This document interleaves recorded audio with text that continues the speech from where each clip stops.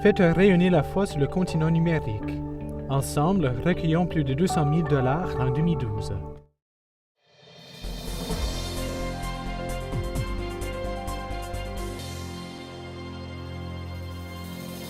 Bonsoir, bienvenue à Perspective.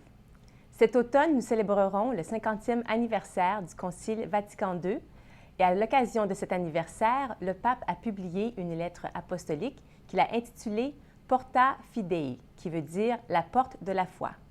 Par cette lettre, Benoît XVI a promulgué une année de la foi qui s'étendra sur une période de 13 mois. L'année de la foi débutera le 11 octobre 2012 et se terminera le 24 novembre 2013. Dans une lettre adressée aux diocésains, l'archevêque d'Ottawa, Terence Prendergast, nous transmet ce message du pape sur l'année de la foi.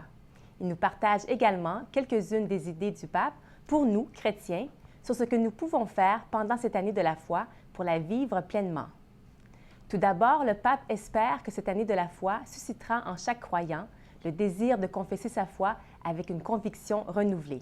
Il désire que cette année soit aussi une occasion pour intensifier la célébration de la foi dans la liturgie et redécouvrir le contenu de la foi que nous professons.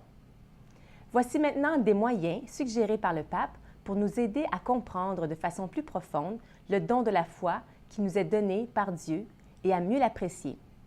Premièrement, tâchez d'apprendre par cœur et de comprendre de façon plus profonde le contenu de notre profession de foi.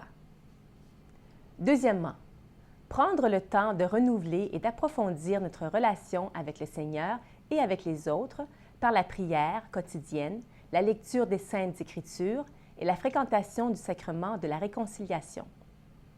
Troisièmement, participer à la célébration de la messe chaque dimanche et, si possible, en semaine, avec une intensité et une foi renouvelées.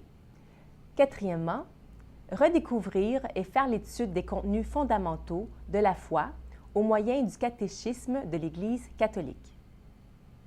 Cette année d'ailleurs, nous célébrerons également le 20e anniversaire de la publication du catéchisme de l'Église catholique.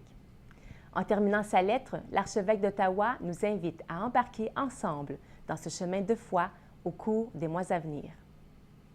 Toujours en lien avec l'année de la foi, le diocèse de Montréal a créé un site de l'année de la foi, annéedelafoi.org. Au fil des semaines et des mois à venir, on trouvera des informations, des articles, des témoignages, des suggestions d'activités et de célébrations pour nous inspirer et pour nous soutenir, nous, communauté chrétienne. Ce ne sont pas des ajouts à l'action pastorale courante, mais des invitations à y donner une couleur particulière, celle de l'année de la foi. Ce jeudi 20 septembre, de l'enceinte de Radio Vatican, aura lieu une conférence de presse pour la présentation d'Aletheia.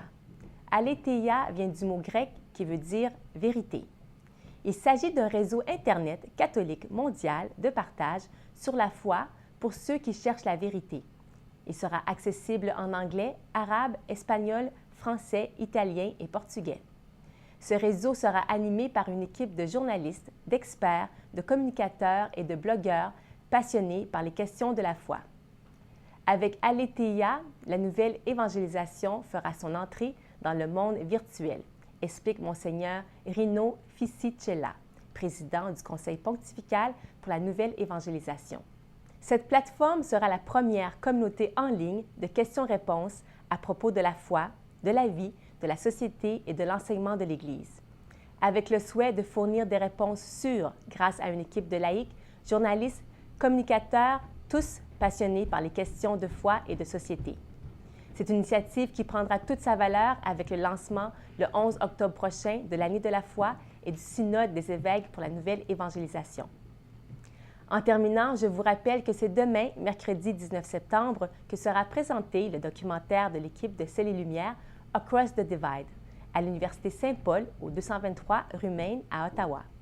Un cocktail sera servi à compter de 18h et la projection aura lieu à 19h15.